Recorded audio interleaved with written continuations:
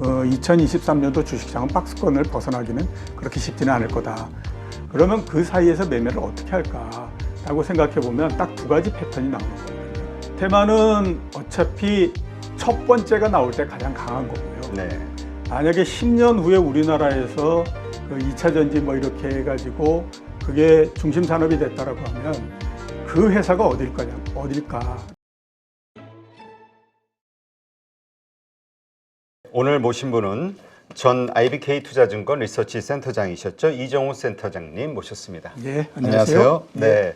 저 지금 알았는데 예. 이정우의 넥스트 스텝 해가지고 23년부터 25년까지 3년간의 증시, 예. 그다음에 여러 가지 자산 시장에 대한 분석 전망을 해놓으셨군요. 예, 예. 네. 그 한 석 달 전에 나왔고요. 네. 제가 한 20년 만에 처음으로 책을 쓴 것 같습니다. 그러게 저 센터장님 책 쓰신 거 저 최근에 알았습니다. 예.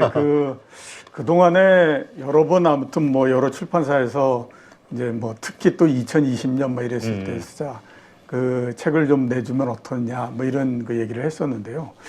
글쎄 제가 그동안에 뭐 준비도 별로 돼 있는 것 같지도 않았고 그다음에 또 책을 이렇게 막 남발하면 안 된다 이런 생각도 있고 그래가지고 이제 계속해서 미뤘다가 최근에 그래도 한 번 정도 우리가 2020년, 2021년을 지났으니까 그거를 한번 정리를 좀 해야 되겠다.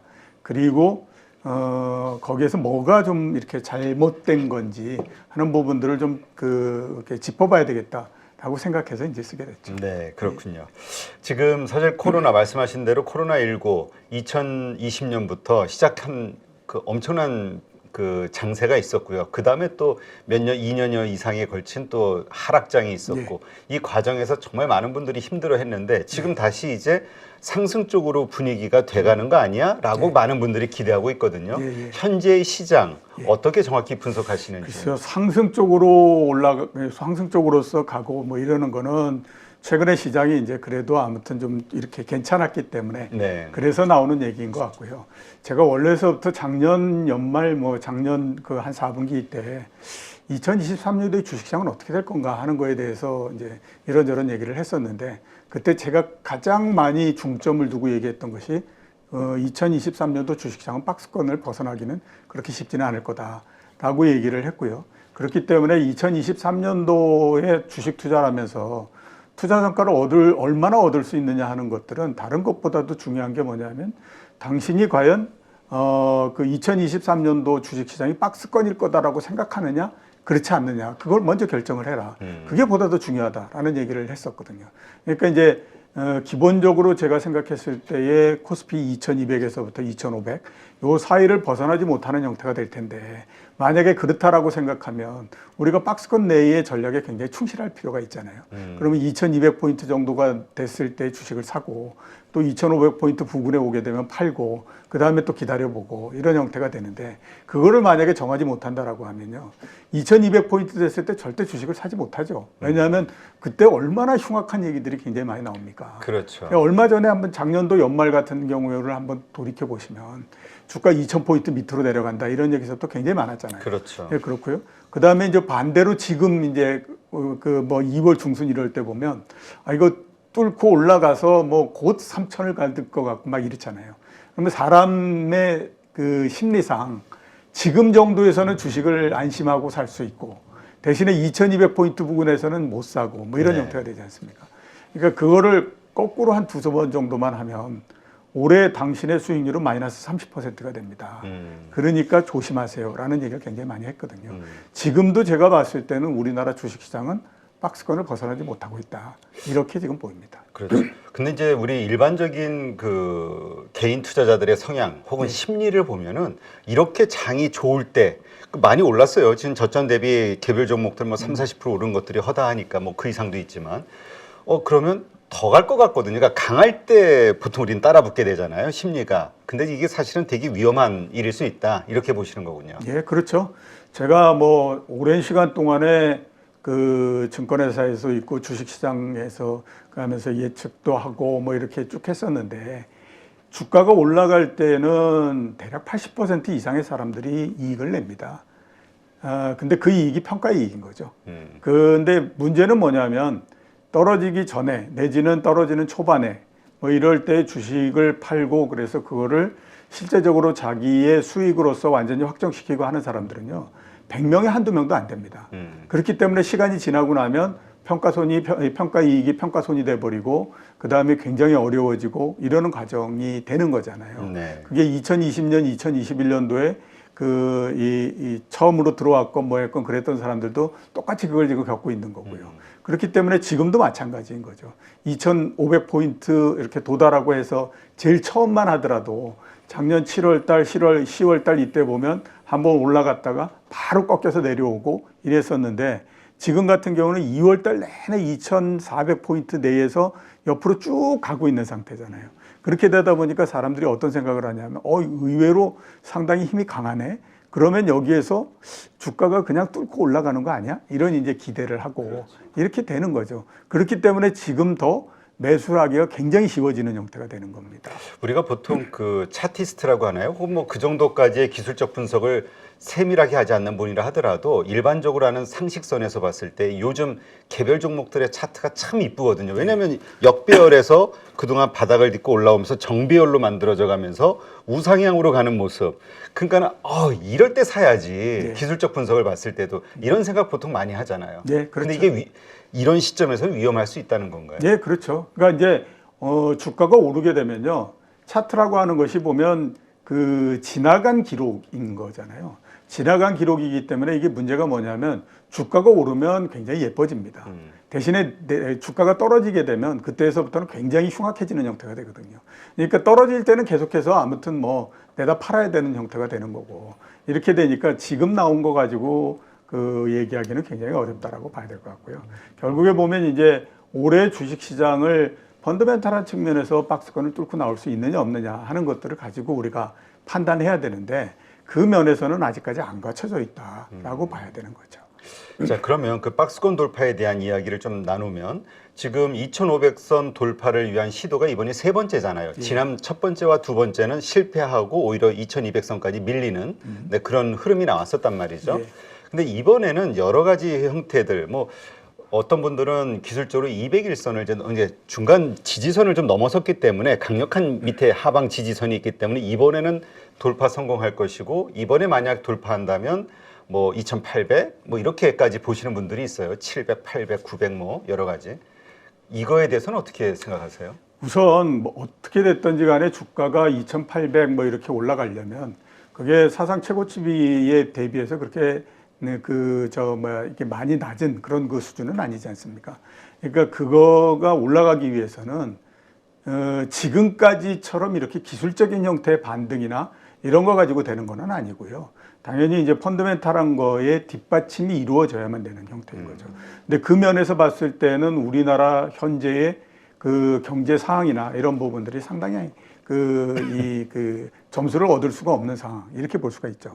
뭐 다 아시는 것처럼 작년도 4분기에 마이너스 성장했고 지금 보면 1분기에도 마이너스 성장을 할 거다라는 얘기를 하고 있고요. 그 다음에 그러면 1분기에 마이너스 성장을 했다가 그 다음에 벗어나면 옛날처럼 이렇게 쭉 올라가고 이러는 것들이 나올 거냐. 그거보다는 낮은 성장을 계속해서 할 가능성이 높다라고들 지금 보고 있죠. 그러니까 올해의 경제 성장에 대한 전망치가 계속해서 지금 내려오고 있는 상태지 않습니까? 한국은행이 1.7%에다가 1.6%로 이렇게 후퇴하고 이러는 그 상황인 거고요. 당연히 그렇게 하다 보니까 기업 실적이나 이 부분도 그렇게 좋은 상태는 지금 아니다라고 봐야 되겠죠. 거기에다가 금리는 제가 봤을 때요, 앞으로 굉장히 오랜 시간 동안에 걸쳐서 우리나라 3년물 국채 수익률이 3.0에서 3.5% 사이에서 계속 있습니다. 네. 미국의 10년물 국채 수익률도 3.5에서 4% 사이에 있습니다. 그러니까 옛날처럼 금리가 굉장히 낮아지거나 이렇게 하지 않아요. 이제는 그 금리가 정상이 됐기 때문에 상당히 높은 수준의 금리를 계속해서 유지하는 그런 그 형태가 되는 거거든요. 자, 그러면 한번 따져보면 경기가 별로 안 좋죠. 기업 실적도 별로인 상태죠. 거기에다 금리는 높고 이런 상태에서 여기서 유동성을 뭐 더 공급을 한다든가 이러는 것들도 지금 생각할 수는 없는 그런 그 국면이잖아요. 그러면 무슨 힘을 가지고 어떤 힘을 가지고 과연 박스권을 뚫고 계속해서 전진을 할 거냐 하는 거에 대해서 먼저 답을 내야 되는 거죠. 근데 그 답이 없이 그냥 이거 이렇게 됐으니까 이거를 넘으면 이게 뭐 이런 세상이 펼쳐지지 않을까라고 하는 거죠. 근데 그렇게 할 수도 있습니다. 그거는 뭐 과거에도 그런 경우들이 있었어요. 90년 같은 경우에 주가가 그러니까 한 600포인트 정도 내려갔다가 갑자기 아무런 이유도 없이 800 몇십 포인트까지 그냥 뭐 한 달 반에 걸쳐서 갑자기 올라가고 뭐 이러는 국면이 있었고 91년도도 마찬가지였고요. 그랬었습니다. 근데 그 이후의 모양은 그러면 계속해서 상승을 하고 이렇게 했었느냐. 이게 그 순간적인 유동성이나 사람들의 기대나 이런 것들을 갖고 가다 보니까 나중에 가면 갈수록 엄청나게 투기적인 형태가 돼버리고요. 그게 딱 꺾이는 순간서부터 굉장히 빠른 속도로서 내려와가지고 결국에 나중에 한 4, 5개월 정도 지나고 나면 다시 600포인트 이걸로 회귀하고 이런 형태가 됐었거든요. 그러니까 지금도 마찬가지인 거죠. 박스권을 뚫고 올라가고 이게 계속해서 상승을 하고 할 수 있는 동력을 계속해서 얻어갈 거냐. 그렇지 않으면 그 정도 한번 해봤다가 할 거냐. 이런 건데 박스권을 뚫고 올라간다고 하더라도 그 폭이 크지 않을 거고 다시 아마 그 내부로 회귀하지 않을까라는 생각을 좀 갖고 있습니다. 네. 그런데 요즘 미국 시장이 반등한 시점에서 나왔던 이슈도 그렇고요. 예. 지금 새로운 어떤 시장의 유동성을 공급하는 그 원동력이 챗GPT라는 이 신선한 새로운 아이템, 새로운 단어 이것으로 인해서 많은 기대감을 가지면서 관련주들이 뭐 미국은 엔비디아부터 중심으로 한국은 또 뭐 AI주들 뭐 이런 거 있잖아요. 이런 것들이 하나의 시장을 뭐 예를 들어서 2,500선을 돌파하게 만들어주는 원인이 되진 않겠느냐라고 기대하시는 분들도 있거든요. 예. 왜냐면 강하니까. 메타버스가 어떻게 됐는지 하는 것들을 우리가 한번 생각해 보면 네. 답이 쉽게 나온다라고 봐야 되죠. 그러니까 그 시장의 테마가 만들어지고 그 다음에 이런저런 테마에 의해서 주식이 올라가고 그러는데 지금 우리나라에서 보면 2차 전지 테마나 이런 것들은 이미 사람들로부터 공인을 받은 겁니다. 그렇기 때문에 중간에 울퉁불퉁한 거는 있다고 하더라도 결국에 보면 10년 후 이럴 때에 그게 그 대세가 될 거다라고 하는 거에 대해서 의심하거나 이러는 사람들은 없죠. 그렇기 때문에 주가가 쭉 너무 많이 올라가면 다시 또 많이 하락해가지고 뭐 이러지만은 전체적인 추세선 자체는 쭉 이렇게 타고 올라가는 그런 거 형태가 된다라고 봐야 됩니다. 근데 챗GPT 그 할 때에 제가 메타버스 말씀을 드렸었는데 자 우리가 메타버스 제일 처음 나올 때 생각해 보면 어마어마하게 세상을 바꿀 것 같은 생각을 했었어요. 그래가지고 무슨 뭐 2020년도 중반 정도 되면 메타버스가 세계에서 250조 달러의 뭐 시장을 만들고 어쩌고 이런 얘기를 했죠. 근데 어느 순간서부터 그게 쏙 들어가 버리는 형태가 됐거든요. 그건 왜 그러냐면 메타버스라고 하는 것이 사람들의 개념을 통해 가지고 만들어내고 하기는 했지만 그게 사람들이 맞아 그거는 그렇게 될 거야 확실해 이거는 이라고 하는 확신을 못 얻는 그런 그 형태가 돼버린 거죠. 그러니까 중간에 보면 와 불이 붙었을 때 정말 난리가 나는 것처럼 막 했다가 그 불이 꺼지고 나면 그 다음에 이렇게 쑥 가라앉아 버리는 형태가 되고 이런 게 되는 거거든요. 지금 챗GPT도 마찬가지입니다. 지금은 막 이게 사람들이 신기하기도 하고 이게 신기하게 되면 소설을 쓰고 상상을 하게 되잖아요. 그 상상을 하면 할수록 제일 초기 단계에서는 정말 긍정적인 형태의 소설을 쓰게 되는 거죠. 그러다 보면 사람의 생각이라고 하는 건 발전의 발전을 거듭해서 정말로 세상이 챗GPT에 의해서 모든 것들이 이루어질 수 있다라는 쪽으로서 가게 되는 거죠. 근데 그 시점에 주식은 이 그 최대의 버블을 만들어 버리는 형태가 되기 때문에 거기서부터 꺼지면 그 다음에는 어마어마하게 흉악한 일이 벌어지는 되는 거죠. 그건 뭐 작년도 같은 때에 테슬라 이런 거 보셔도 아실 거고 그 다음에 그 전에 뭐 메타 이런 주식 보셔도 아실 거고 딱 그런 과정인 거거든요. 그렇기 때문에 그게 뭔가 어마어마한 변화를 가지고 올 거다라고 하는 거는 그냥 종목별로 봤을 때에 이런 거를 가지고 그냥 얘기를 붙여가면서 우리가 그 종목들을 가지고 매매를 해서 수익을 얻고 이러는 거에는 의의가 있는데 그것 때문에 시장이 바뀔 거다라고 얘기하는 거는 조금 좀 아닌 것 같다라는 생각이 듭니다. 그러면 이러한 열풍, 이 열풍으로 인해서 어쨌든 많은 그 수급, 그러니까 유동성이 증시로 몰려들고 있는데 이것도 일시적인 것이다 이렇게 보시는 거군요. 그러니까 그 올해 전체적으로 박스권의 주가를 만들잖아요. 그렇게 되면 박스권이 됐다라고 해서 사람들이 매매를 실수시는 거는 아니지 않습니까? 그러면 그 사이에서 매매를 어떻게 할까라고 생각해 보면 딱 두 가지 패턴이 나오는 거거든요. 하나는 뭐냐면 우리나라의 굉장히 우량한 주식들, 삼성전자를 비롯해서 현대차, 뭐 포스코, LG전자 이런 것들이 코스피가 한 2,200포인트 정도 부근까지 내려가가지고 굉장히 싸졌을 때 네. 그때 사는 거죠. 그래가지고 어느 정도 오르면 한 15% 내지 20% 정도 오르면 다시 내다 팔아버리고 이러는 걸로 가는 게 하나 있고, 두 번째는 뭐냐면 성장주를 가지고 계속해서 이제 그걸 하는 거죠. 그게 올해 1월 달에는 동시에 나타나는 형태였죠. 네. 그래서 성장주 쪽에서는 뭐 로봇도 있었고 챗GPT도 있었고 이런 쪽으로서 가는 거지 않습니까? 앞으로 보면 계속해서 그 성장주의 테마 이런 것들은 계속해서 바뀌어갑니다.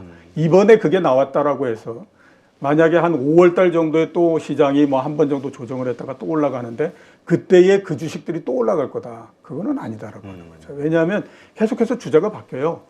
그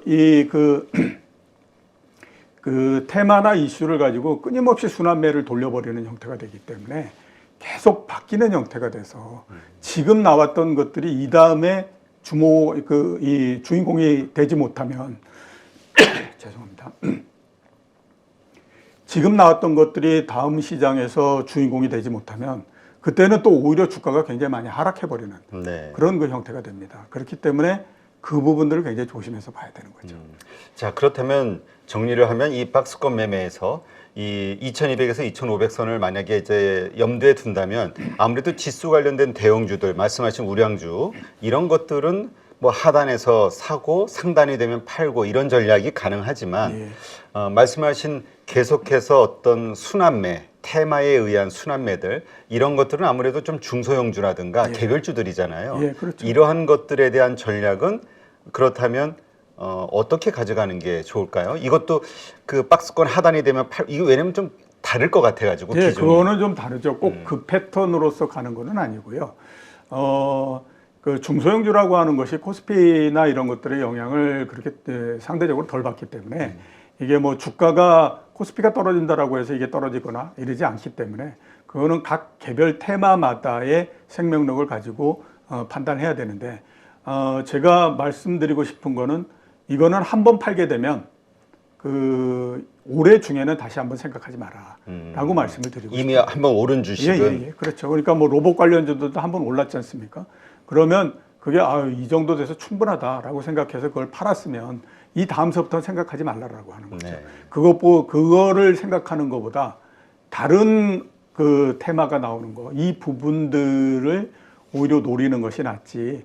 이때 1, 2월 달에 이게 굉장히 많이 올랐으니까, 그리고 3, 4월 달에 좀 조정을 했으니까 또 올라가서 어느 정도가 될 거다. 그리고 어느 정도 수익을 얻을 거다. 이렇게 생각하지 마시라는 거죠. 보통 우리는 그 과거에 재미 본 주식 혹은 올랐던 주식을 비싸서 못 사고 지켜봐다가 좀 내려오게 되면 좀 많이 빠졌다 싶으면 싸졌네라는 착시 현상으로 사잖아요. 근데 사실 그 가격도 사실은 상승 전의 가격에 비하면 많이 오른 가격인데 그렇죠. 이럴 때 들어가면 안 된다. 테마에 그렇죠. 의한 주식들은. 그러니까 테마는 어차피 첫 번째가 나올 때 가장 강한 거고요. 네. 그다음에 두 번째, 세 번째 나올 때는 상대적으로 굉장히 약할 수밖에 없거든요. 그렇기 때문에 그거를 굳이 뭐 그 이전에 한번 시장을 다 휩쓸어서 어떻게 보게 되면 남들도 다 해먹어버린 주식을 그거를 내가 또다시 붙든다라고 하는 것 자체가 그렇게 좋은 건 아니고요. 그거를 붙들 수 있는 거는 앞에서 제가 말씀드렸던 것처럼 그래 10년 후에는 이 세상이 틀림없이 열려 라고 모든 사람들이 다 공인을 하게 되면 그거는 말씀드렸던 것처럼 울퉁불퉁한 형태에서라고 하더라도 추세선 자체가 쭉 올라가는 형태가 되기 때문에 시간이 지나면 그래도 어느 정도 이게 되는데, 그렇지 않은 상태에서의 주식이라고 하는 거는 이게 그 테마가 한 번 자기 테마가 지나가고 나면 진짜 초라해지는 형태가 되거든요. 그러니까 그거를 조심하셔야 된다라고 하는 거죠. 그렇죠. 하긴 뭐 메타버스 말씀하셨지만 메타버스 열풍이 불 때에는 좀 돌이켜 보면은 좀 허무맹랑했지만 그 당시에는 도대체 수익이 얼마가 생길지를 몰라, 계산이 안 돼, 이거였거든요. 그러니까 얼마까지 올라갈지도 몰라. 적자 기업이고 돈이 전혀 벌리지 않지만 예. 지나고 보니까 참 황당무계했었구나 이런 생각을 하게 되잖아요. 예, 사람들이 주식 투자라는 것 자체는 항상 그런 황당무계한 거에도 투자를 했다가 그 다음에 깨달으면서 거기에서 빠져나오고 이러는 형태가 되는 거니까요. 네. 그렇다면 이 박스권에서의 그 중소형 테마주와 그 다음에 지수를 반영하는 대형주, 요것은 각각 다른 전략으로 말씀하신 예. 예, 이런 식으로 가면 되겠군요. 예, 그렇죠. 그거에 그 한번 예를 보면 삼성전자가 6만 원대 중반, 6만 5천 원 정도까지 상승을 했다가 그 다음에 보면 조금씩 계속해서 밀려 내려오고 있지 않습니까? 네. 그러니까 이게 보면 이 그 대형주라고 하는 것이 어떻게 매매해야 되는지 하는 것들을 딱 보여주는 형태라고 저는 그 생각이 됩니다. 네, 알겠습니다. 자, 그러면 이번에는 그 사실 지금 시장을 이끈다기보다 앞으로 한국의 그 증시를 이끌 가장 큰 대형 테마 혹은 그 모멘텀을 많은 분들이 두 가지를 꼽더라고요. 하나는 반도체, 하나는 2차 전지. 예, 예. 일단 여기엔 동의하시나요? 예, 저는 동의를 합니다. 근데 반도체는 조금 아무튼 올드하다라는 생각이 들고 2차 전지는 뭐 많은 얘기들을 했지만 반도체에 비해서는 그래도 좀 신선하지 않냐. 그런 생각은 좀 갖고 있습니다. 네. 근데 이 반도체와 관련해서는 많은 분들이 좀 헷갈리는 게 예. 삼성전자도 그렇고 하이닉스도 그렇고 막 몇 조의 적자가 나오네, 뭐 이익이 확 줄었네 이런 안 좋은 실적을 발표하면서 예. 사실은 바닥을 찍고 그렇죠. 올라왔거든요. 예. 근데 올라가는 과정에서도 계속 리포트들을 보면은 안 좋아만 하다가 어느 정도 오른 시점이 됐을 때 지금의 9만 원, 예를 들어 하이닉스는 9만 원, 삼성전자는 6만 원대를 오버하고 나서 그때서 이제 리포트가 이제 겨울의 끝이 보이기 시작해라고 이제 외국계 리포트들이 나오기 시작한단 말이죠. 예. 이게 뭐지? 고점 징후인가? 아니면 이제 근데 그렇다고 그들이 뭐 미리 뭐 사놨다거나 이건 또 아니니까 그렇죠. 이게 뭐지? 도대체 시그널을 어떻게 읽어야 될지 모르는 분들이 많더라고요. 애널리스트들은 최근에 한 2, 3년 동안에 걸쳐서 반도체 주에 대한 그 전망을 할 때에 항상 거꾸로 전망을 해왔죠. 제가 아주 폄하해서 하는 얘기는 아니고 그게 현실이었었습니다. 그 2019년도 이럴 때에 빅사이클이라는 얘기를 굉장히 많이 했잖아요. 2020년 그렇죠. 그래가지고 뭐 사상 유례 없는 빅사이클이 벌어질 거다 뭐 이러면서 막 했었습니다. 제가 그때 2020년도 말에 그 얘기를 굉장히 많이 했거든요. 그래, 당신들이 얘기하는 것처럼 빅사이클이 있을 수도 있어. 그렇지만 내가 여태까지 주가를 봐오고 했던 입장에서 보면 그 반도체가 빅사이클 당신들이 얘기하는 것처럼 있다라고 하면 주가가 이 모양이 아니야. 그 주가는 이미 삼성전자가 10만 원을 넘어가서 계속해서 가지. 그 주가가 가지고 있는 신호적인 기능이라고 하는 걸 그렇게 무시하면 안 돼. 라는 얘기를 했거든요. 근데 주가가 한 7만 원 밑으로 내려오니까 빅사이클이라고 하는 얘기는 쏙 들어가 버리는 형태가 되더라고요. 그 다음에 이제 뭐 2021년도, 작년도 그랬을 때 작년도 초에 이게 안 좋을 것 같기는 하는데 그래도 올해의 이익이 한 뭐 5% 정도 감소하지 않을까요? 이런 얘기를 하더라고요. 그때 또 제가 그랬거든요. 4분기 한번 가보세요. 주가가 이렇게 됐다라고 하는 거는요.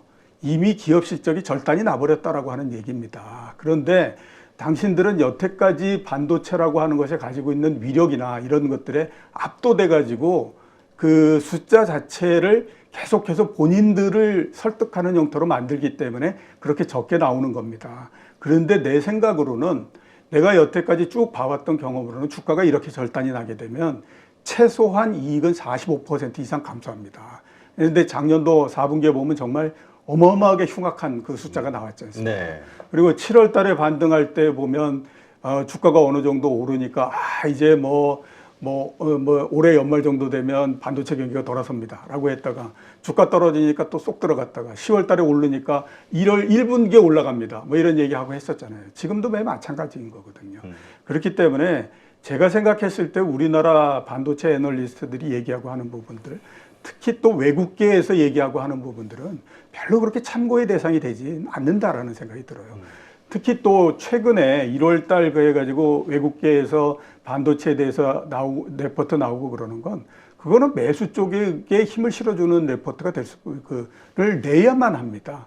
왜 그러냐면 그 당시에 외국인들 순매수의 35%가 삼성전자 한 종목에 몰리는 형태가 됐거든요. 그러면 외국계 증권회사 입장에서는 어떻게 되든지 그 매수를 따내야 돼요. 그래야 영업을 할 수가 있잖아요.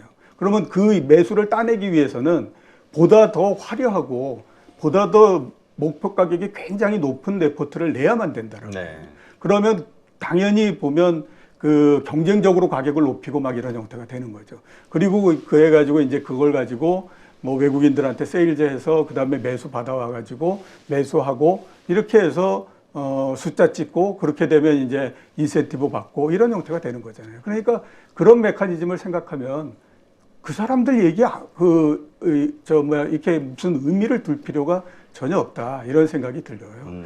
자, 지금에서 우리가 생각하면요.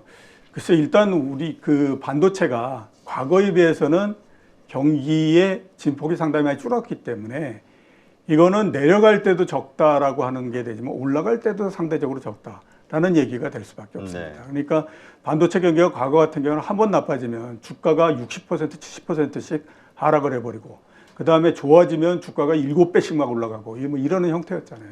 근데 이제는 그게 잘 안 된다라고 하는 거죠. 그러니까 올라간다고 하더라도 여기에서 반도체 경기가 업턴을 해서 한다고 하더라도 10만 원 넘기 어렵고 뭐 이런 형태가 되는 거고요. 그 다음에 또 한 번 우리가 생각해 봐야 될 부분이 있습니다. 작년도서부터 해서 거의 한 1년 동안에 걸쳐서 그 우리나라에서 무역수지 적자 이게 났는데 네. 무역수지 적자가 왜 났어? 라고 물어보면 한쪽은 중국이고 또 한쪽은 반도체 이런 얘기 하잖아요. 네. 그러면 그냥 우리가 개념 딱 해가지고 중국의 반도체는 그러면 어떻게 됐을 것 같아? 이걸 한번 물어보면 어느 애널리스트도 거기에 대해서 관심이 없더라고요. 근데 지금은 이런 상태입니다. 미국이 중국에 대해서 정확하게는 12나노 근데 내부적으로는 10나노까지는 너희가 하는 거를 우리가 인정해 주겠다. 왜냐하면 이건 상품이 됐기 때문에 뭐 그거는 너희가 얼마든지 하더라도 뭐 우리가 문제 삼거나 이러지 않겠다라고 하는 것이 미국의 방침입니다. 그리고 중국은 거기에 대해 그 부분들에서 굉장히 강점을 갖고 있는 그런 형태인 거죠. 지금 가장 그 문제를 삼고 있는 건 뭐냐면 10나노 밑에 그러니까 훨씬 더 그 초극세화되어 있는 이 부분들은 안 된다라는 거예요. 그거는 그 장비가 들어가는 것도 안 되고 그다음에 중국에 그 반도체를 공급해 주는 것도 안 되고 중국이 그거를 만들겠다고 시도하는 것도 안 되고 이런 형태가 되는 거거든요. 자, 그럼 우리 한번 생각해 보시면요. SK 하이닉스 같은 경우가 중국의 매출액이 45%입니다. 전체 네. 매출액. 삼성전자도 20%가 훨씬 넘거든요. 근데 우리가 그동안에 10나노 이상 되는 반도체를 중국에 팔아서 돈을 벌었겠습니까? 그거 가지고는 돈을 못 봅니다. 예, 아주 그 극미세화되어 있는 반도체를 팔아가지고 돈을 벌었던 거거든요. 근데 그 루트가 끊어지다 보니까 이미 한 3년 정도 지나니까 그게 이제 그 드러나버리는 형태가 된 거죠. 그러니까 그만큼 미중 반도체 그 부분들에 따라서 생기는 영향이 우리한테 굉장히 크게 악영향으로서 나오고 있는 상태거든요. 네. 그러니까 이게 그러면 갑자기 변할 수 있겠느냐라고 하는 겁니다. 갑자기 못 변한다라고 하면 상당히 이게 어려운 형태가 될 수밖에 그렇죠. 없잖아요. 근데 이제 그런 부분들에 대해서는 별로 생각이 없죠. 대부분 이제 그러다 보니까 어떻게 가냐면 아유 반도체가 재고가 너무 많아서요. 근데 이 재고를 어떻게 터느냐? 아 이제 뭐 서로 담합을 해가지고 이 가동을 낮추고 이렇게 하면 이게 좀 이제 해소될 거고 그러면 그 다음서부터 괜찮아질 거예요. 이런 아주 평면적인 분석 정도에 그냥 그치고 있는 그런 상태니까 현실이 잘 안 보이는 형태가 되는 거죠. 그러니까 주가가 움직이는 거하고 얘기하고 하는 거하고가 상대적으로 자꾸 거꾸로 가버리는 형태가 되는 게 그런 부분들 때문에 그렇습니다. 네. 지금 그렇다면 투자자들 입장에서는 참 고민이 되는 지점이에요. 지금 투자를 해야 될 것이냐, 혹은 내가 지금 사서 보유하고 있는 상태라면 지금 가격대가 고점이라는 거. 아까 또 말씀하셨지만 박스권이라고 했을 때 2,500선 근처에서는 매도를 또 해주는 게 좋잖아요. 네. 어떻게 해야 될 것이냐. 삼성전자 기준으로 봤을 때 지금은 딱 중간 정도에 와 있다고 봐야 되죠.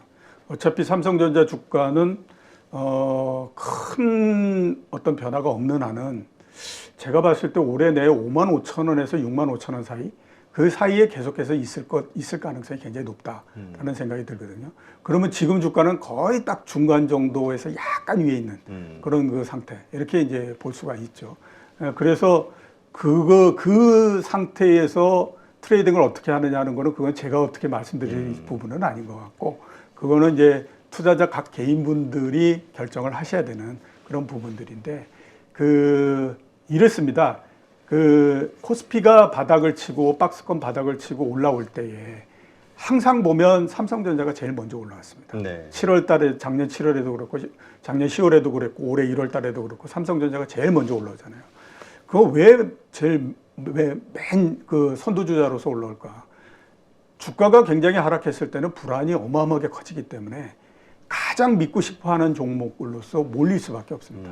그러니까 제일 먼저 올라가는 거거든요. 하긴 또 큰 돈을 투자하시는 분들은 그 원금에 대한 안전성 예, 이런 그렇죠. 걸 담보하기 위해서라도 그 삼성전자를 많이 선택하시더라고요. 예, 그렇습니다. 그런데 지금은 보면 박스권 내에서 봤을 때는 별로 이제 그거니까 각자가 삼성전자를 가지고 있는 목적 그거에 따라서 결정을 하셔야 되는 거죠.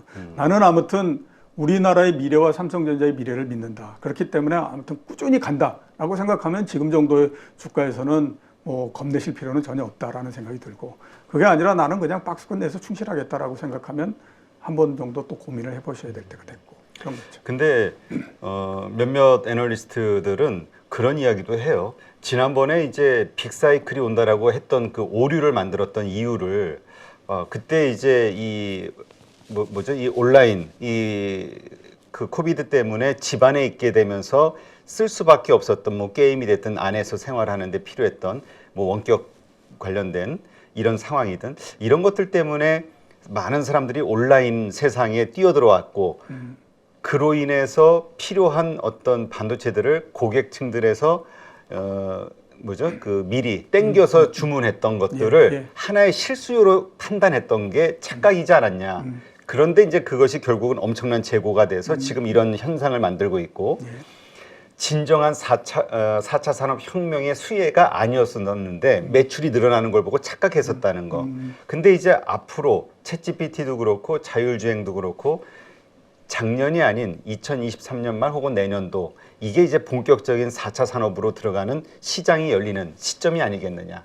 그런 측면에서 또 이제는 다시 한번 빅사이클에 대한 기대감을 가져보자 이런 의견도 있거든요. 자기 변명이죠.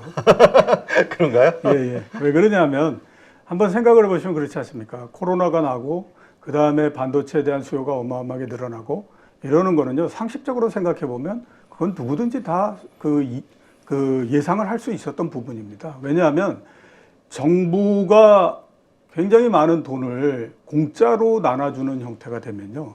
사람들은 제일 처음에 그거를 가지고 먹고 쓰는 데에 쓰죠. 근데 먹고 쓰는 걸로만 이제 그치지 않고 계속해서 돈이 들어오게 되면 그 다음에는 그 돈을 모아가지고 내구 소비재를 사기 시작하지 않습니까? 네. 제일 만만한 게 뭐냐면 가전제품 이런 거죠. 그러니까 가전제품을 다 바꾸고 할 거다라고 하는 거는 그 초기에 이미 다 예상을 했던 부분들이고요. 그 다음에 거기에서 더 돈이 많아지고 계속해서 나온다라고 하면 자동차를 바꿀 거다라고 하는 거는 사람들의 행동 패턴상 봤을 때 그건 당연한 얘기인 거거든요. 근데 그거를 우리가 뭐 예측을 못하고 어떻게 했다라고 하는 거는 그거는 뭐 자기 변명에 지나지 않는다라는 생각이 들고요.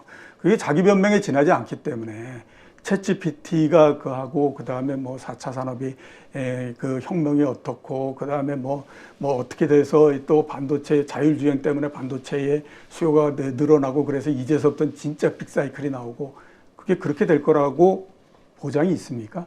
제가 봤을 때는 그것 또한 머릿속으로 생각해가지고 소설을 만들어 놓은 거잖아요.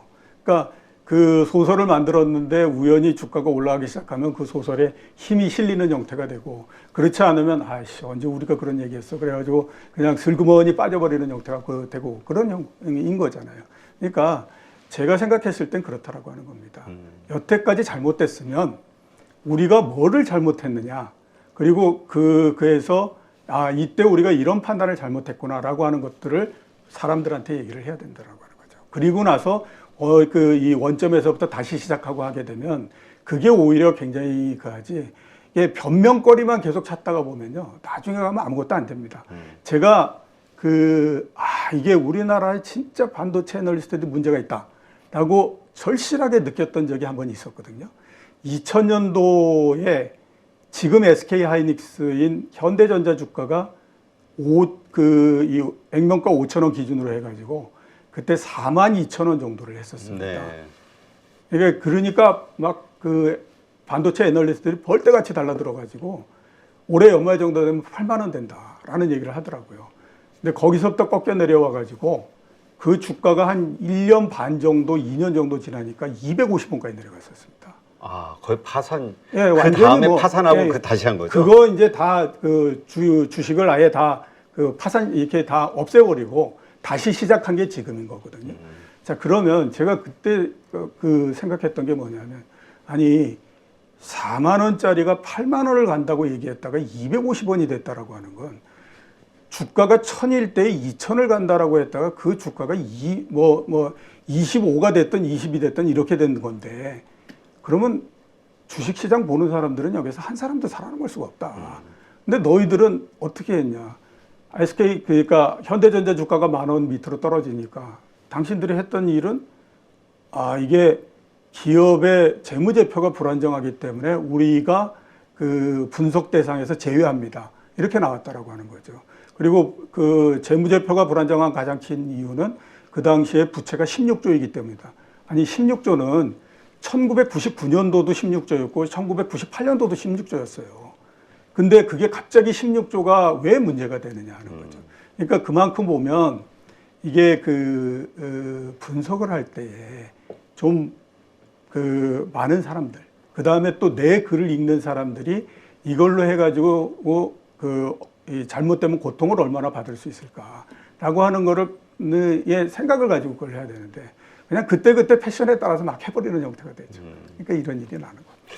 그렇다면 지금 우리가 그러한 여러 가지 장밋빛 그런 것들이 있다 하더라도 박스권 매매라고 만약 박스권 장세라고 생각한다면 그 박스권에 충실할 필요가 있다. 네. 이렇게 결론을 내리면 될까요? 네, 그렇죠. 그리고 반도체라고 하는 산업 주식은요, 이게 이 신호의 기능이 다른 어떤 주식보다도 굉장히 빠릅니다. 그렇기 때문에 이게 왠지 모르지만 아무튼 특별하게 설명을 할 수 없지만 주가가 계속해서 쭉 올라가잖아요. 그러면 시간을 두고 나중에 보면 이게 경기가 업턴했던 뭘 했던 이런 일이 벌어집니다. 앞에서 제가 말씀드렸던 것처럼 이미 작년도 1분기 때 주가가 6만 원 얼마까지 막 이렇게 떨어졌잖아요. 기업 이익이 줄어든 건 3분기서부터거든요. 그러니까 무려 그거를 2분기나 앞서서 이렇게 얘기를 하기 때문에 지금 이제 주가가 움직이는 걸 보고 대응을 하시면 되는 거죠. 네.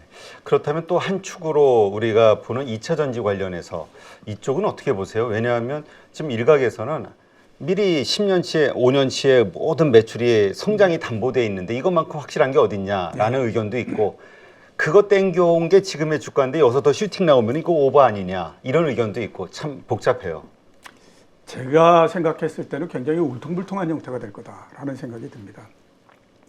앞에서 말씀드렸던 것처럼 반도체 주가가 올라갈 때, 그러니까 삼성전자 주가가 1990년도 1월 때에 액면가 5,000원 기준으로 해서 3만 원 정도였거든요. 그게 지금 주가가 6만 원 따지면 50분의 1을 했으니까 6, 5, 30, 300만 원이 된 거지 않습니까? 그러면 90년서부터 지금까지 32년 사이에 주가가 100배가 올라갔는데, 그 100배가 올라간 게 아주 이렇게 예쁜 그림으로 쭉 이렇게 올라갔을 것 같느냐? 그게 아닙니다. 올라갈 때는 굉장히 많이 올라갔다가 그 다음에 거의 뭐 난리가 나는 것처럼 막 주가가 막 한 60% 떨어졌다가 그 다음에 또 가면 또 올라갔다가 이 과정을 거쳐서 이게 진행이 된 거거든요. 그러니까 2차 전지도 마찬가지입니다. 지금 이제 이 기대나 이런 것들이 굉장히 크기 때문에 이게 또 이렇게 쭉 올라갔다 이렇게 가는데, 이번 상승 같은 경우에는 특이한 것이 소재주를 중심으로 해서 진행이 됐죠. 그렇죠. 그래서 뭐 에코, 프로비엠이니 이런 것들은 뭐 어마어마하게 주가가 올라가고. 에코 프로도 그렇고요. 요즘 가장 핫하죠. 예, 그렇죠. 네. 그런 형태가 됐고, 대신에 보면 실제적으로 2차 전지를 만드는 회사 이런 데는 뭐 별로 그렇게 주가가 올라가거나.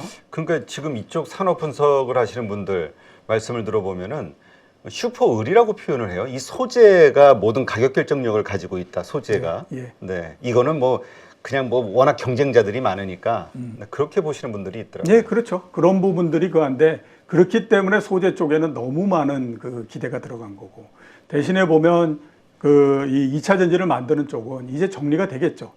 우리나라에 3개가 있는데 과연 10년 후까지 3개가 있을까라고 따져보면 3개가 있을 수도 있고 하나만 남아 있을 수도 있고, 제가 봤을 땐 그렇거든요.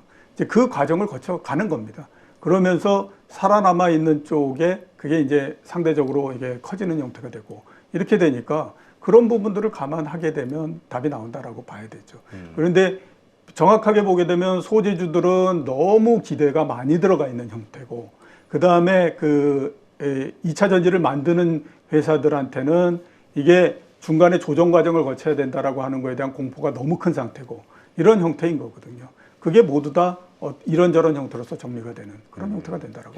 근데 그 완성 배터리 업체 같은 경우는 아무래도 중국에 대한 경쟁, 여기에 대한 걱정들이 예. 원가 경쟁력을 이길 수 있을까? 소재는 뭐 클라이언트가 늘어나면 늘어날수록 뭐 그렇지만 이 배터리 관련해서는 또 뭐 일각에서는 특별한 기술이 없어도 된다. 장치. 뭐 테슬라가 그렇게 붐을 일으켰던 것 같고, 자동차 내재화라는 이슈. 그러니까 이러저러한 것들로 좀 걱정들이 오히려 많아진 것 같아요. 예, 자동차 내재화 관련한 부분들은 그거는 뭐 필연적으로 제기될 수밖에 없다라고 봐야 되고요. LG 화학이 100만 원을 갖다가 무너지고 뭐 했던 거는, 물론 이제 뭐 LG 에너지 솔루션을 잘라낸다라고 하는 부분도 있지만, 자동차 회사들이 결국에 보게 되면 내재화할 거다라고 하는 것들에 대한 두려움, 이것 때문에 그렇거든요. 그래서 제가 말씀드리는 게, 우리나라에 지금 세계가 있는데 세계가 10년 후에 계속 있을 건가? 그거는 모르겠다라고 하는 겁니다. 이게 하다가 아이고 했는데 이게 1등 못하고 우리가 저거 쫓아가려고 생각하니까 어마어마하게 투자도 많이 해야 되는데, 우리가 여기서 투자해가지고 성공할 수 있을까라고 걱정이 되면, 나중에 되면 그걸 못하면 완성차 회사에다가 팔아버리는 형태가 되는 거죠. 그런 과정을 통해 가지고 계속해서 조정이 들어가면서 가는 겁니다. 그거는 반도체 같은 경우도 그렇지 않습니까? D램에 그 많은 회사들이 있다가 계속해서 줄어들면서 가는 거하고 똑같은 형태니까, 그거는 어느 산업이든지 산업이 만들어지고 난 다음에 가는 과정이라서 뭐 그런 거는 겪는다라고 봐야 돼요. 그러니까 지금 뭐 갑작스럽게 자동차 내재화를 통해서 뭐 막 이렇게 들어간다기보다 하는 과정에서 네. 뭐 M&A가 됐든 여러 가지로 정리가 될 수 있을 거예요. 근데 정리되는 과정에서 아무래도 자동차 쪽에서 그렇게 가져갈 것이다. 네, 하긴 뭐 전체적인 이익이 거기서 많은 그 원가 부분이 거기서 차지를 하니까. 예. 그리고 지금 있는 뭐 만약에 현대차라든가 폭스바겐이라든가 이런 데가 이제 2차 전지를 우리가 내재화해서 만들겠다라고 하면 방법은 두 가지잖아요. 하나는 세 가지라고 봐야 되죠. 하나는 스스로 그 기술을 개발하는 거.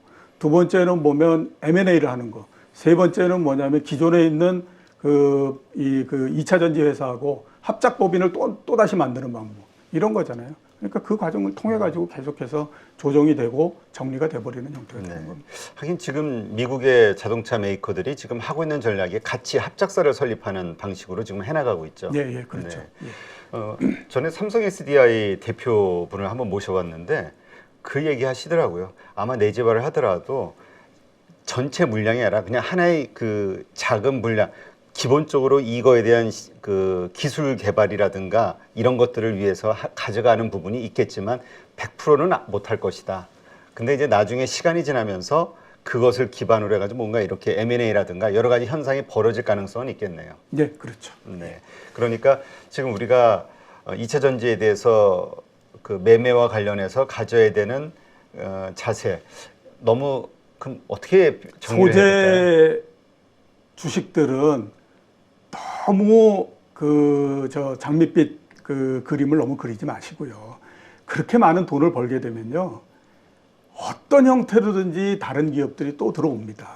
이게 이 세상이라고 하는 것이 그렇게 만만한 게 아니기 때문에 많은 돈을 계속해서 벌게 놔두지 않거든요. 이게 무슨 뭐 소재 회사라고 하는 것이 하나 만들려 그러면 어마어마하게 돈이 많이 들어가 가지고 이게 하기 어려운 것도 아니고, 그렇기 때문에 그쪽은 너무 그 희망을 갖고 뭐 이렇게 하는 거는 제가 봤을 때 바람직하지 않다라고 생각이 들고, 그 다음에 2차 전지를 만드는 회사, 그 다음에 2차 전지 장비를 만드는 회사, 이런 데는 또 이번 같은 경우에 보면 거의 뭐 죽어나는 형태이지 않습니까? 그러니까 그거는 또 너무 어떻게 보면 앞으로의 내재화나 이런 부분들에 대해서 너무 그 점수를 많이 주다 보니까 이건 상대적으로 또 굉장히 많이 눌려버리는 형태가 되는 거죠. 그러니까 결국은 좀 밸런스를 밸런스를 잘 맞춰야 된다. 있습니다. 우리가 너무 낙관적이 돼서도 안 되고, 너무 비관적이 돼서도 안 되고. 결국에 보게 되면 제가 지금 가지고 있는 생각은, 만약에 10년 후에 우리나라에서 그 2차 전지 뭐 이렇게 해가지고 그게 중심 산업이 됐다라고 하면 그 회사가 어딜까라고 생각해 보면요, 그거는 역시 LG 에너지 솔루션일 거다라는 생각이 많이 들기 때문에요. 규모의 경제를 이뤘기 때문에. 예, 그렇죠.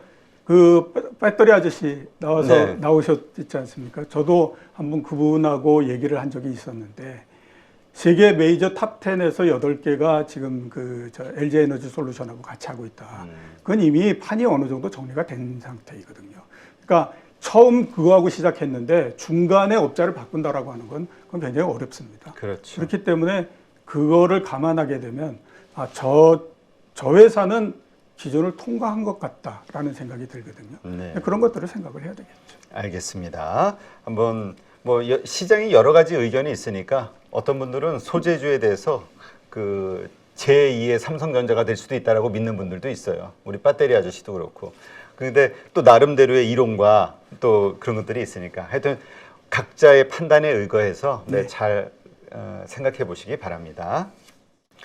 근데 지금 박스권을 말씀하셨는데 또 일각에서는 사실 이 박스권 돌파 시도를 못하고 말씀하신 더 이상 올라갈 수 없는 이유, 뭐 한국 경제 수출에 또 무역 적자, 그 다음에 또 경상수지 적자, 환율 문제, 강달러 문제 여러 가지 것들로 인해서 한국 시장이 폭락할 것이다라고 생각하시는 분들도 있거든요.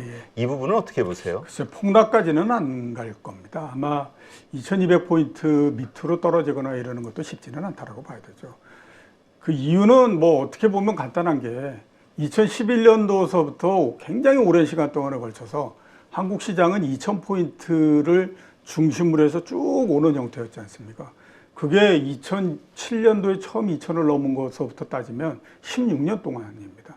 그러니까 그거는 한국 경제 펀더멘탈에서 2000포인트 이런 정도에서는 더 이상 후퇴하지 않는다라고 하는 거를 어느 정도 보여준 상태이기 때문에 그거를 따지게 되면 코스피 2200포인트가 그렇게 쉽게 무너지거나 그러지 않는다라고 봐야 되겠죠. 근데 최근의 형태만을 봤을 때는 우리 시장이 조금 상대적으로 좀 불리하다라는 생각은 많이 갖습니다. 왜냐하면 다른 데보다도 악재가 특히 경제적으로 봤을 때는 많다라는 생각이 들거든요.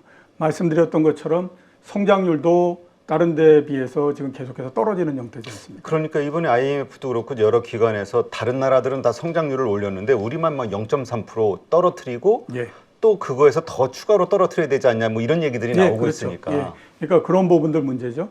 그 다음에 또 무역 수지 그 적자가 시간이 가면 줄어들기는 하겠지만 그렇다라고 하더라도 이미 상당히 좀 이거 문제가 심각해지는데 이런 이제 생각을 갖게 하고 그러다 보니까 환율이 2월 달 들어서만 8% 절하가 돼 버렸거든요. 근데 작년도 9월 달 같은 경우에도 그 원달러 환율이 1,440원 정도까지 올라갔잖아요. 그렇죠. 근데 그때보다 문제는 더 심각한 겁니다. 지금이. 왜냐하면 그때는 원화가 약해지는 가장 큰 요인은 달러 강세였기 때문에 그게 거의 설명력의 8, 90%를 차지했거든요. 근데 2월 달에 달러가 4% 강해졌는데 원화는 8% 약해졌습니다.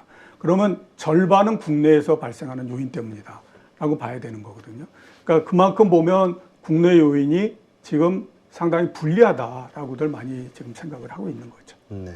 지금 이제 가장 그 문제시 되고 있는 것 중에 하나가 이제 가계부채 그리고 연동되는 부동산의 하락 이것으로 인한 또 부동산 담보대출의 여러 가지 문제들 그것 때문에 사실 이번에 금통위에서 금리 동결을 한 것도 이러한 요소를 감안한 거 아니냐 이런 어떤 경제 파국을 좀 막기 위해서 하지만 이러한 현상이 결국은 미국과의 금리 역전차가 더 벌어지는 미국은 어차피 또 다음번 3월 달에도 올리는 게 기정사실화 돼 있잖아요. 50이냐 25냐지. 그러니까 이런 것들 때문에 경제 위기가 이러한 현상들로 터지는 거 아니냐라고 보는 분들도 있거든요.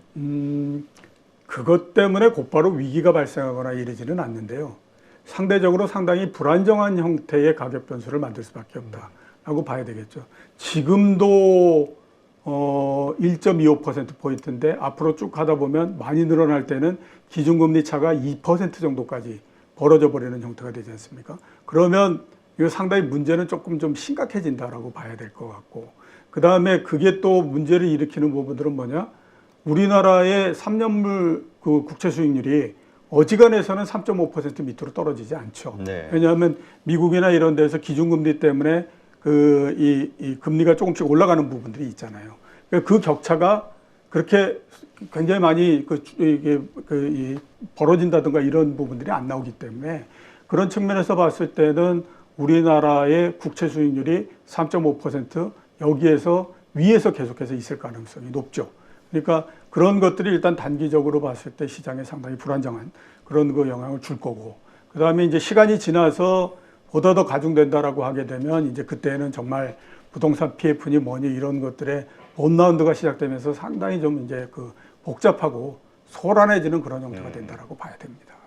근데 지금 연준에서도 뭐 연준만이 아니죠. 월가에서도 지금 인정하고 또 걱정스러워하는 것 중에 하나가 지금의 인플레이션율이 쉽게 꺾이지 않을 것 같다. 네. 그러니까 이 얘기는 고금리 상황이 좀 더 길게 지속이 되지 않겠느냐라는 얘기잖아요. 근데 이제 그 얘기는 결국 빚을 많이 진 뭐 개인이 됐든 기업이 됐든 국가가 됐든 무슨 빚을 내서 버티다 결국 길어지다 보면 터지게 돼 있는 거잖아요. 네. 이러한 현상에 대해서 그러니까 미국이 과거에도 그 고금리 상황이 길게 유지가 됐을 때, 그 다음에 그로 인해서 강달러가 유지됐을 때 신흥국의 경제 위기 혹은 많은 기업들의 파산이 있지 않았냐 이런 얘기들이 있거든요. 예, 그럴 가능성은 충분히 있습니다. 그리고 그 가능성은 작년보다 올해가 더 높고 올해보다 내년이 더 높고 이런 형태가 됩니다. 왜냐하면 그 위기가 발생하는 거는요, 금리를 인상하고 하는 초기에 발생하는 것이 아니고 그게 금리 인상이 거의 끝나가는 무렵 정도 돼야 발생을 합니다.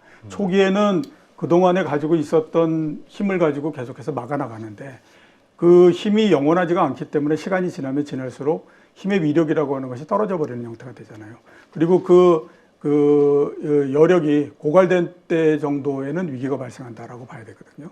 그렇기 때문에 말씀하셨던 그런 부분들이 발생할 가능성은 충분히 있다라고 봐야 되고, 그 가능성은 올해가 작년보다 높고 내년이 올해보다도 높고 이런 형태가 된다라고 봐야 됩니다. 지금 한국 정부, 뭐 금통위, 우리 뭐 하여튼 관리들이 뭐 여러 가지로 선제적 대응을 하고는 있잖아요. 부동산 PF도 막기 위해서 뭐 여러 가지 그 유동성 공급을 하고 이러한 노력으로 모든 문제들이 좀 잘 해결될 것으로 보시나요? 아니면 이 메커니즘상 그럼에도 불구하고 이거는 외생 변수로 인해서 우리는 어려워질 수밖에 없는 것으로 보시나요? 일정하게 어느 정도는 어려워지는 것을 각오를 해야 된다라고 저는 보고 있습니다. 어느 정도 어려워지느냐? 증권회사 2-3개 정도 날아가고 저축은행 한 3-4개 정도 날아가고 그 다음에 건설회사 한 4-5개 날아가고 이러는 것까지 우리가 감안해야 된다라고 저는 계속해서 생각하고 있거든요. 그거는 이번 전에 너무 일들을 다양하고 많이 벌려버리는 형태가 됐잖아요. 네. 그러니까 뭐 증권회사 같은 경우에 모든 수익의 거의 원천을 다 부동산 PF로 만들어버리고 했으니까 당연히 그거에 따라서 그게 거꾸로 가게 되면 그 후유증을 겪을 수밖에 없는 거고요. 건설회사들 같은 경우에는 지금이 뭐 미분양이 7만 호다. 그래가지고 야 지금 넘어가면 죽는다. 뭐 이런 얘기 하잖아요. 네. 지금 당연히 여기에서 안 막힙니다. 그거는 상식적으로 생각했을 때 당연히 안 막히는 거예요. 그러면 어디까지 가냐? 10만 호 훨씬 넘어갑니다. 되게 한번 생각해 보시면 건축이라고 하는 것이 언제 집중적으로 제일 많이 이루어지냐? 그 건설 경기가 거의 피크점을 향해서 갈 때에 많이 갑니다. 왜냐하면 그렇죠. 그때 되면 건설회사들 같은 경우에도 미분양에 대한 공포가 사라지죠. 그러니까 주식시장에서 주가가 올라가면 올라갈수록 굉장히 사람들이 긍정적으로 보면서 주식을 아주 강하게 매수하는 것처럼 그런 형태인 거거든요. 근데 그게 방향이 딱 꺾이고 나면 그 다음서부터는 이게 문제가 생기는 건데, 자, 문제는 뭐냐면 건설회사, 건설이라고 하는 것 자체, 아파트 이런 것들은 한번 시작하면 끝장을 내야 되는 거지 중간에 멈출 수는 없습니다. 파산하지 않는 한. 그러니까 뭐 당연히 보면 계속해서 지을 수밖에 없는 거고요. 그게 계속해서 나오기 때문에 당연히 또 보게 되면 미분양은 계속해서 늘어날 수밖에 없는 거고, 그렇게 되면 건설회사들은 굉장히 어려운 형태가 되는 거고, 뭐 그런 형태가 된다라고 봐야 되는 거죠. 예. 그렇다면 뭐 지금 당장은 어떤 한국의 경제 위기 이런 상황이 있지는 않겠지만 가능성은 그렇죠. 더 높아지고 있다. 그러니까 위기라고 하는 것을 우리가 어떤 측면에서 어느 정도로서 볼 거냐 하는 것들에 대한 개념 정리서부터가 필요한 겁니다.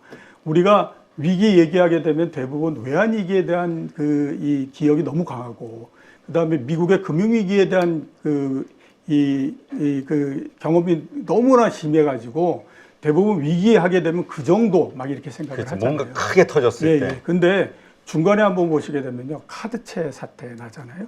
그 다음에 2011년도 같은데 저축은행 부실 나잖아요. 그것도 모두 다 위기의 형태였었습니다. 카드채 때도 마찬가지고. 그러니까 카드채에서 카드 제일 큰 회사였던 LG카드 이런 데가 LG그룹에서 그걸 못 막으니까 LG증권까지 한꺼번에 해가지고 내다 팔아가지고 막 이렇게 하는 형태잖아요. 그게 다 위기의 상황 이렇게 되는 거거든요. 과연 그래서 이번에 그 위기가 발생했을 때 진짜 외환위기급으로 갈 거냐 아니면 카드채나 이 저축은행급으로 갈 거냐 하는 것들의 문제다라고 하는 거죠. 저축은행급으로서 이렇게 가고 그러면 그거는 경제에 어마어마한 타격을 주지는 않지만 그 또한 위기상 이렇게 된다라고 하는 거죠. 저는 지금 보는 거는 후자 쪽에 있다라고 보고 있고요. 그래서 앞에서 제가 말씀드렸던 게 이번에 증권회사 2-3개, 그 다음에 또 저축은행 한 4-5개, 건설회사 한 3개 정도 무너진다고 생각해라. 그런데 그게 우리가 처리를 못할 정도는 아니다. 이렇게 보고 있는 거죠. 그러니까 큰 파장은 있겠으나 우리 스스로 해결할 수 있는 정도의 그 위기, 이런 정도로 보면. 그러나 이것이 또 자산시장, 증시에 미치는 영향은 어떻게 될까요? 그럴 때는 우리가 지금 우려하는 것만큼 그렇게 크게 나오지는 않습니다. 그러니까 만약에 그게 크게 나왔다라고 하면 매수의 기회? 예, 그러니까 2003년도 이럴 때 난리가 났을 거지 않습니까? 카드채 있었을 때. 예, 그 다음에 2011년도 저축은행 사태가 나오고 그랬을 때 또 주가가 어마어마하게 난리가 났을 거잖아요. 근데 그 당시에 보면 주가가 그렇게 어마어마하게 난리가 나거나 이런 형태는 아니거든요. 그렇기 때문에 그 정도 가게 되면 시장이 그렇게 크게 요동을 치거나 그러지는 않습니다. 네. 하여튼 이렇게 지금 부채가 많은 분들, 그래서 이렇게 불안한 분들이나 기업들 입장에서는 빨리 연준이 금리 인하를 시작했으면 하는 바람이 있잖아요. 예. 근데 쉽지는 않은 것 같아요. 어떻게 보세요? 쓸데없는 기대를 하면 자꾸 실망을 계속합니다. 그래서 제가 많이 얘기하고 있는 건 뭐냐면 쓸데없이 금리 인하 얘기하지 말고 이미 변화한 금리에 적응할 생각을 하세요. 라는 얘기를 굉장히 많이 하거든요. 한번 따져보십시오. 작년도에 연준이 금리를 인상하면서 얼마나 많은 욕을 얻어먹었습니까? 그 많은 욕을 얻어먹어서 끌어올린 그 금리인데 거기에다가 연준이 2023년도에는 금리 인하 없습니다. 라고 몇 번을 공언을 했는데 아무런 사정 변경 없이 그거를 한다. 그리고 할 거다라고 생각하는 것 자체가 제가 봤을 땐 저거 말도 안 되는 얘기야. 이런 그 생각이 들거든요. 그러니까 그런 거를 할 필요가 없다라고 하는 겁니다. 거기에다가 지금의 금리 수준이 이게 굉장히 높은 것 같잖아요. 왜냐하면 2020년 뭐 그 이전에도 보게 되면 굉장히 그 갖고 있는데 110년 동안의 미국 금리를 시장 금리를 놓고 딱 그해 보면요. 지금의 금리 수준은 밑 바닥에서부터 30% 내에 들어가 있습니다. 그러니까 여전히 낮은 수준에 있다라고 하는 거예요. 그러니까 지금 정도의 금리가 이게 정상이 된 금리다라고 생각을 해야 되지. 이게 너무 높아 이렇게 하다 보면 이건 뭔가 오류가 생깁니다. 그러니까 이 금리가 정상이다라고 생각하면 거기에서부터 자기의 액션이 나오잖아요. 부채를 어떤 형태로서 줄여야 될 것인가 뭐 이런 것들에 대한 그림이 나오지 않습니까? 그거가 오히려 더 현명한 일이지 여기서 떨어지지도 않은 감을 떨어질 거다라고 생각하고 그 밑에서 입 벌리고 아무리 있어봐야 입만 아프지 그게 뭐가 되겠어요? 근데 그런 생각을 하는 분들이 기대하는 거는 역시 우리 경제도 그렇지만 미국 경제 물론 지표들은 좋지만 지금 이제 경기 침체에 대한 시그널들이 그래도 곳곳에서 나오고 있지 않냐. 그럼 한 뭐 2분기 지나면서 2분기에 대한 기업 실적이라든가 이러저러한 지표들로 경기 침체가 확인되는 순간 확 나빠지지 않겠냐. 예. 그랬을 때 연준이 결국은 경기 부양을 고민할 수밖에 없지 않겠냐. 이것이 그분들이 기대하는 논리거든요. 굉장히 많은 사람들이 야, 이 상태에서 놀고 있으면 어떡해. 뭔가 좀 해봐야지. 이렇게 막 난리를 치면 그때 그러면 한번 움직여 볼까? 이렇게 생각하면서 할 가능성은 있지만 그게 초기에 뭐 이렇게 해서 약간 좀 둔화되고 이러는 형태로서는 절대 움직이지 않는다라고 봐야 되고요. 그 다음에 두 번째 생각해야 될 거는 지금 기준금리하고 그 다음에 시장금리 사이에 격차가 굉장히 많이 벌어져 있습니다. 미국 같은 경우에는 0.7%, 0.8% 정도 되고요. 그 다음에 추가적으로 금리를 인상하게 되면 1.5% 이런 정도까지 벌어질 겁니다. 그러면 그 금리 차가 그렇게 많이 벌어진 상태가 되면 처음에 한두 번 정도 금리를 인하하는 거는 별로 그렇게 크게 영향을 주지 못합니다. 그러니까 시장금리에. 근데 우리가 중요한 게 시장금리냐 기준금리냐. 당연히 시장금리가 중요하죠.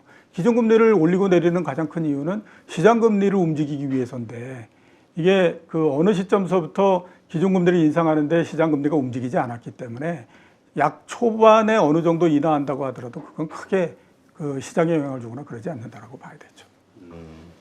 그러면 이제 연준이 어쨌건 지금 인플레이션이 잘 잡히지 않으니까 이것을 위해서 이제 금리도 금리지만 긴축을 통해서 뭔가 더 경기 침체를 유도할 것이다라는 의견도 하나 있고요. 그 다음에 연준이 그렇게 노력을 해도 글로벌 유동성은 변함이 없을 것이다. 왜냐하면 중국과 일본이 계속해서 돈을 풀고 있으니까. 그럼 쌤쌤이 되고 지금의 상황이 유지되든가 아니면 뭐 더 좋아지든가 이런 의견도 있거든요. 이 부분은 어떻게 분석하세요? 그거는 관념적으로 하는 얘기죠. 관념적으로 뭐 이렇게 해서 이렇게 되지 않겠느냐라고 생각하는 거고요. 실제적으로 투자가 들어가고 그러는 부분들은 또 다른 거니까 그거에 맞춰서 생각할 수는 없다라고 봐야 되죠.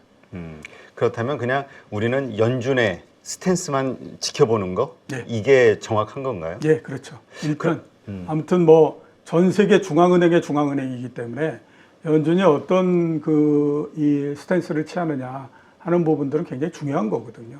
당연히 그거에 그 초점을 맞추고 가야 되는 거죠. 지금 많은 분들이 또 일본의 그 중앙은행장이 바뀌면서 스탠스가 바뀌지 않겠냐? 그랬을 때 금리 인상이 될 경우에 또 유동성에 대한 문제 이거 걱정하는 분도 있고 뭐 일본 사람들은 뭐 그냥 비슷한 사람 채워놨겠지라고 그냥 별로 생각 안 하는 분도 있거든요. 센터장님은 어떻게 보세요? 일본 은행 새로운 총재가 된다고 하더라도 과감하게 금리를 인상하고 할 수 있을 만큼의 용기가 있을까라고 생각해 보면 퀘스천이고요. 두 번째는 보면 그 사람이 그렇게 그 과감하게 금리 인상을 해야 될 이유가 뭐야? 라고 따져보면 특별하게 이유가 없습니다. 그러니까 뭐 지금 일본의 물가가 어마어마하게 높아가지고 이것 때문에 진짜 뭐 굉장히 힘들다. 내지는 낮은 금리와 많은 유동성을 너무 많이 풀어가지고 경기가 너무 정말 달아올라서 난리가 났다.